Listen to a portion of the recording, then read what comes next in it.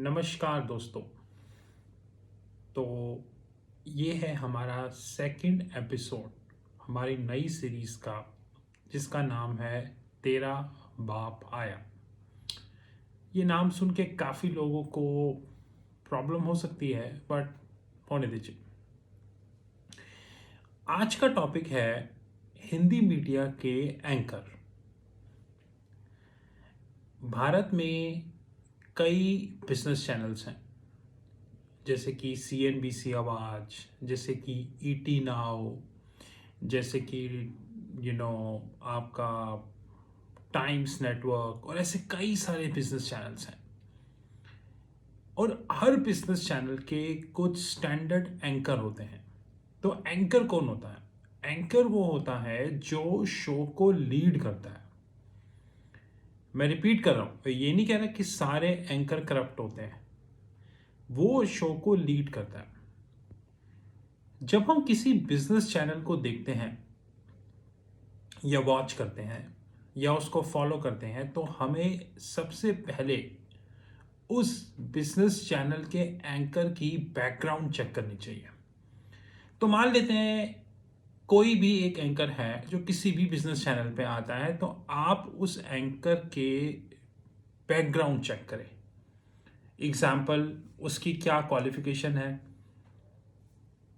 उसकी अचीवमेंट्स क्या है, सोशल नेटवर्क जैसे कि Facebook, LinkedIn, WhatsApp, Twitter, Telegram, YouTube और ऐसे कई चैनल्स पे उसने कितनी नॉलेजेबल वीडियोस डाली हुई हैं, वो एंकर कितना ज़्यादा रिटेल इन्वेस्टर के साथ जुड़ता है, उनके साथ फ्री सेशंस करता है, उनको गाइड करता है।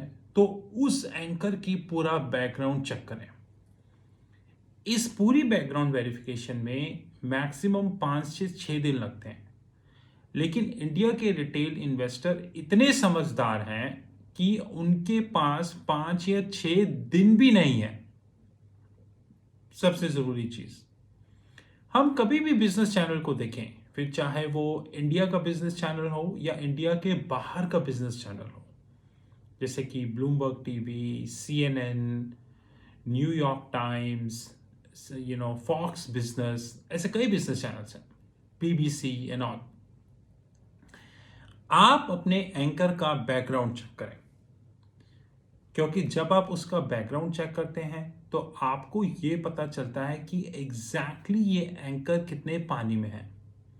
दूसरी चीज, जब आप किसी भी बिजनेस चैनल को देखते हैं तो आप ये देखते हैं कि एंकर बाहर के अलग अलग लोगों को इनवाइट करता है और वो अपनी कॉल्स देते हैं। मैं एक एग्जांपल ले रहा हूँ, ये नहीं कि ये कॉल दे रहा हूँ, एग्जांपल दे रहा हूँ कि टाटा मोटर्स बाय कर लो,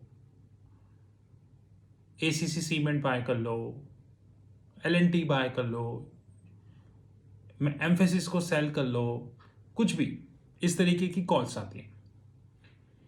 ये देखें कि उस बंदे का पिछले 15 से 20 दिन का ट्रैक रिकॉर्ड चेक करें कि उस बंदे ने 15-20 दिन पहले जो कॉल दी थी वो कॉल कितनी सक्सेसफुल हुई। क्योंकि अगर आप किसी भी इंडिया के बिजनेस चैनल को फॉलो करते हैं, कोई भी इंडिया का बिजनेस चैनल कॉल्स की एक्यूरेसी नहीं दिखाता। वही सेम बंदा आके रोज बोलता है, उसमें कोई डाउट नहीं है, लेकिन वो बिजनेस चैनल उसकी एक्यूरेसी कभी नहीं दिखाता।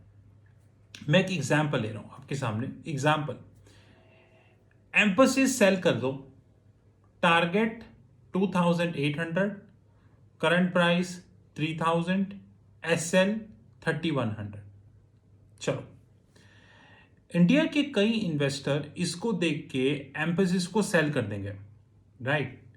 लेकिन दोस्तों, समझने वाली बात यह है कि उस बंदे ने कैसे कंक्लूड किया कि एम्फेसिस को सेल करना है।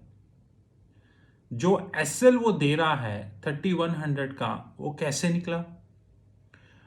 उस सेल कॉल की रिसर्च रिपोर्ट क्या किसी वेबसाइट पे, किसी उस न्यूज़ चैनल की वेबसाइट पे कहीं पे अवेलेबल है? क्या उस स्पीकर ने ये दिया कि मैंने पिछले 1 महीने में 15 कॉल दी और उन 15 कॉल में मेरा सक्सेस रेट है 85%? क्या दिया? नहीं दिया। इंडियन इन्वेस्टर आंखें बंद करके सिर्फ उस कॉल को कॉपी कर लेता है। जैसे कि मैं आपको एक लेटेस्ट एग्जांपल देता हूं। आज से 2 दिन पहले यही Hindi media SpiceJet buy कर रही थी और मैं पिछले कितने महीनों से ये बोल रहा हूं कि कोविड अभी तक गया नहीं है, तो इसको हल्के में मत लो।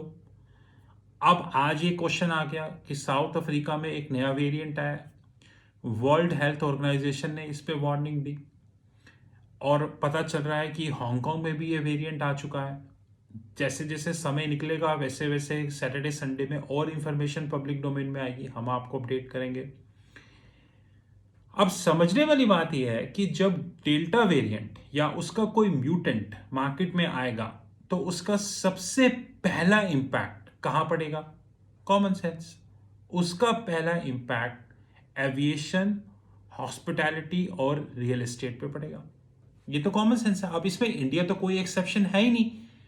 चाहे वो यूएस हो, यूरोप हो, हांगकांग हो, सिंगापुर हो, कोई भी कंट्री हो, डेल्टा का पहला बड़ा इंपैक्ट हॉस्पिटैलिटी, एविएशन और रियल एस्टेट पे पड़ेगा।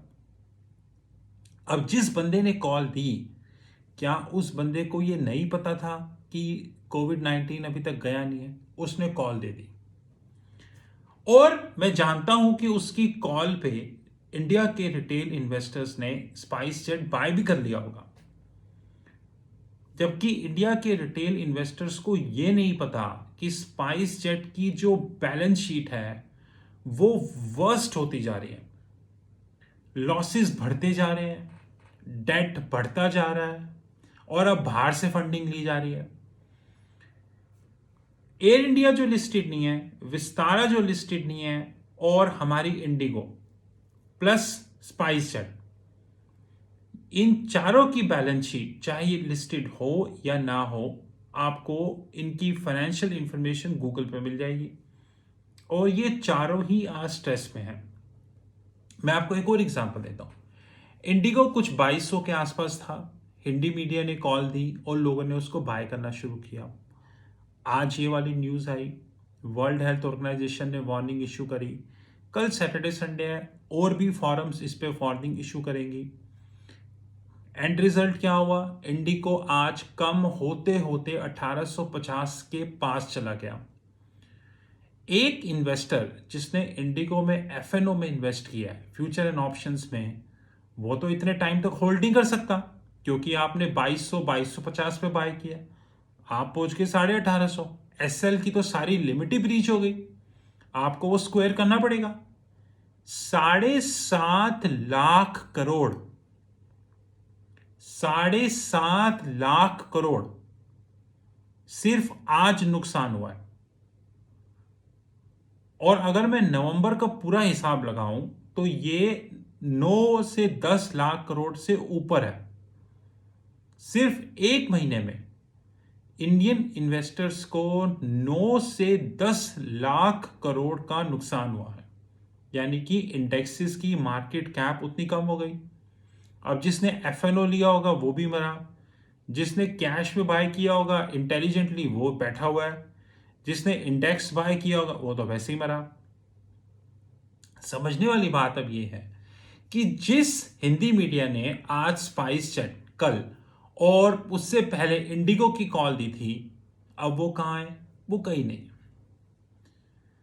तो आप किसी भी बिजनेस चैनल को फॉलो कर रहे हो, आप उसके एंकर का बैकग्राउंड चेक करें और अगर आप उसका बैकग्राउंड चेक कर रहे हैं तो आपको पता चलेगा कि वो कितने पानी में है।